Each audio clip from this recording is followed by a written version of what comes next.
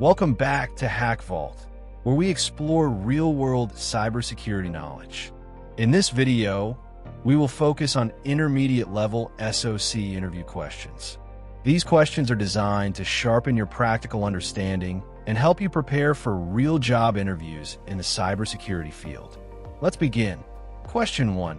What is a man-in-the-middle attack, and how can it be prevented? A man-in-the-middle attack happens when a hacker secretly intercepts the communication between two people or systems without them knowing. This often happens on public Wi-Fi, where attackers can steal things like login details or personal information. Sometimes, they can even change the messages being sent or redirect users to fake websites. To stay safe, always use secure websites with HTTPS, and make sure connections use SSL or TLS. Using a trusted VPN on public networks also adds protection. Always check website certificates before entering sensitive data, and turn on multi-factor authentication. These steps make it much harder for hackers to spy on or change your communication. Question 2. What is a DDoS attack, and how can it be prevented? A DDoS attack happens when many infected devices send huge amounts of traffic to a server. This overloads the system, making it slow or even unreachable for real users. Attackers use botnets, which are networks of hacked devices, to launch these attacks. To prevent this, use strong firewalls and software that can detect unusual traffic. Content delivery networks help by spreading traffic across many servers. Cloud-based protection services also help absorb large-scale attacks. Question 3. What is cross-site scripting, and how can it be prevented? Cross-site scripting, or XSS, is when hackers add harmful scripts to trusted websites. They usually do this through forms or links that users click. When someone visits the site, the script runs and can steal things like login info. To prevent it, developers must clean user input and use secure coding methods. Using a content security policy limits what scripts can run. Also, always encode user data before displaying it in the browser. Question 4. What is ARP and how does it work in networking? ARP stands for Address Resolution Protocol. It helps devices find a MAC address that matches an IP address on the same local network. When a device only knows the IP, it sends an ARP request asking who owns that IP. The device with the matching address replies with its MAC address. Now, the sender knows where to deliver the data. ARP is important for devices to talk to each other in a local network. Question 5. What is port blocking within a LAN, and why is it used? Port blocking in a local area network helps improve security. It stops access to ports that aren't being used. This reduces the chance of attacks and makes it harder to find open services. For example, blocking ports linked to old or unused apps can stop hackers. It's a simple but powerful way to make the network safer. Question 6. What are the protocols under the TCP/IP layers, and what attacks are common? The TCP/IP model has 4 layers: application, transport, internet, and network access. Each layer uses protocols that can be attacked. At the application layer, attacks like XSS, SQL injection, and DNS poisoning happen.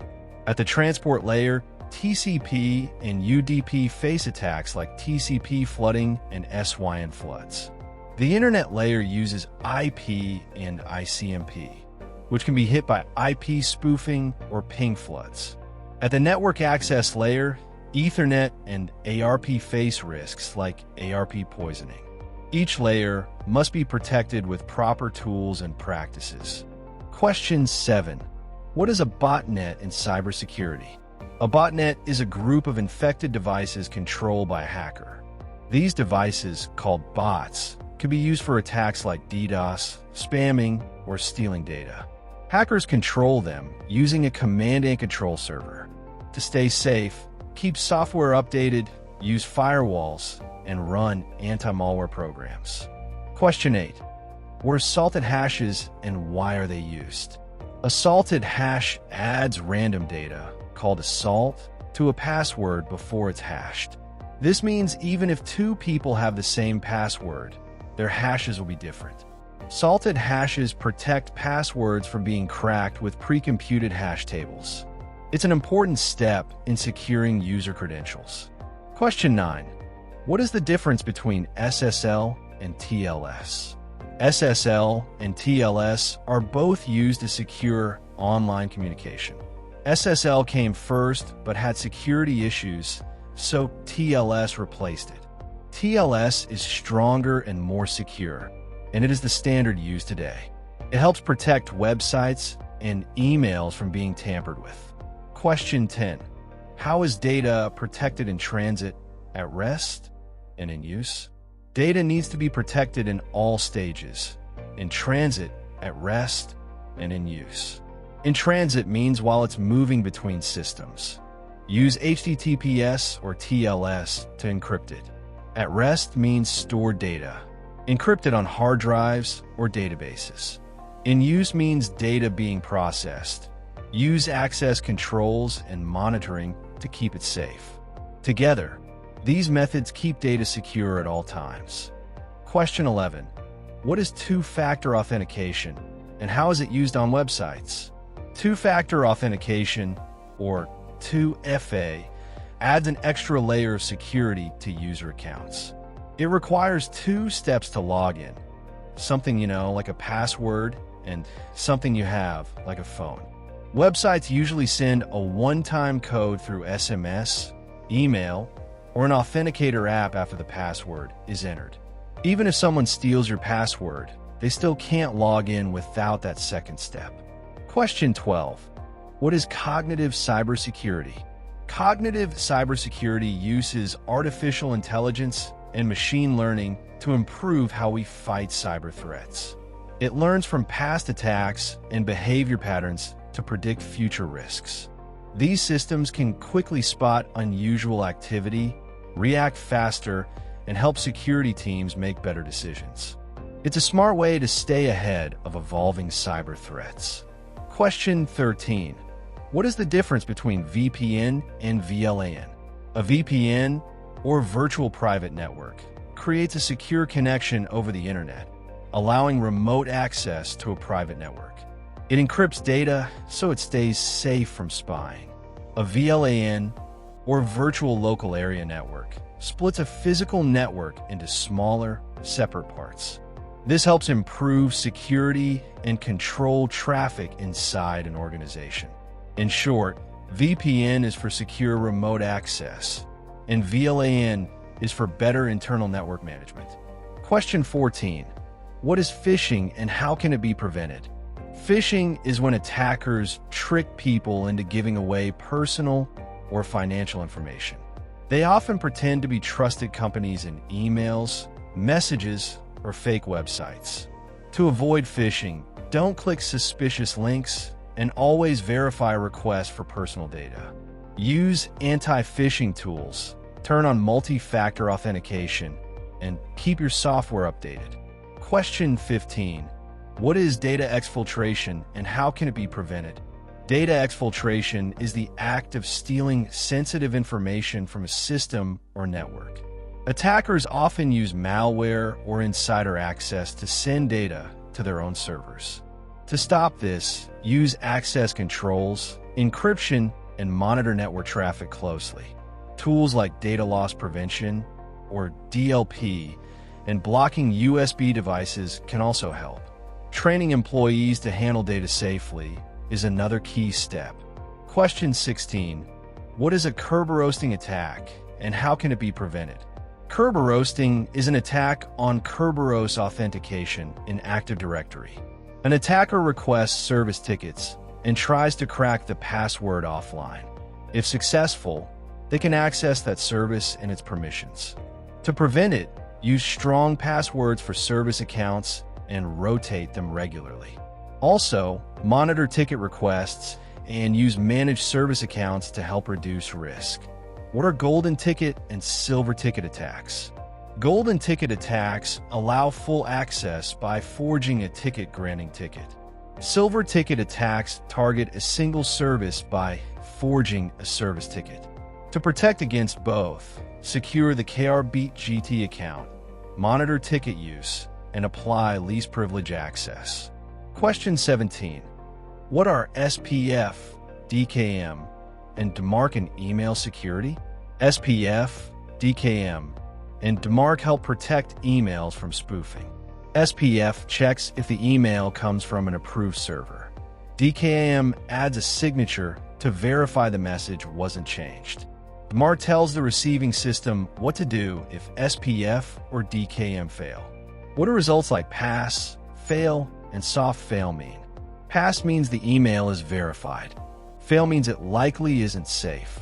Soft fail means it probably failed but wasn't blocked. Neutral means no clear result. None means no records were found. Temp error is a short-term issue, and perm error means bad setup. Null means no data was sent for checking. Question 18. What is spam confidence level in email security? Spam confidence level, or SCL, is a score that shows how likely an email is spam.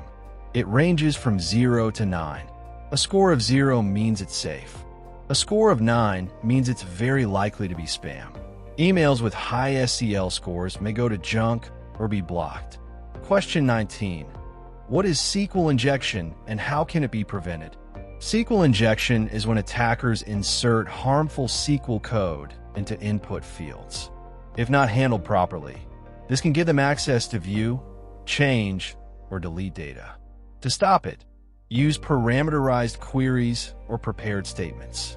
Also, always validate and sanitize user inputs. Limiting database permissions can help reduce damage if an attack succeeds. Question 20. What are 10 common Windows event IDs and what do they show? Here are 10 useful event IDs for tracking activity on Windows systems. 4624, successful login. 4625, failed login. 4634, user logoff. 4648, log on with explicit credentials. 4688, a new process was created. 4768, a Kerberos ticket was requested.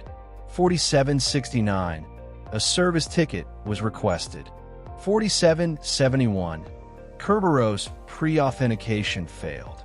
5156, network connection allowed. 5158, network connection blocked. Question 21.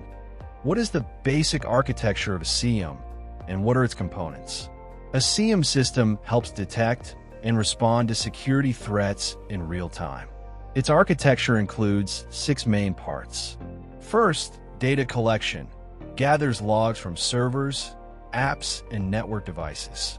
Second, data aggregation normalizes logs for easier analysis. Third, data storage saves logs securely for reporting and review. Fourth, analysis and correlation finds patterns and links related events. Fifth, alerting and reporting creates alerts and security reports.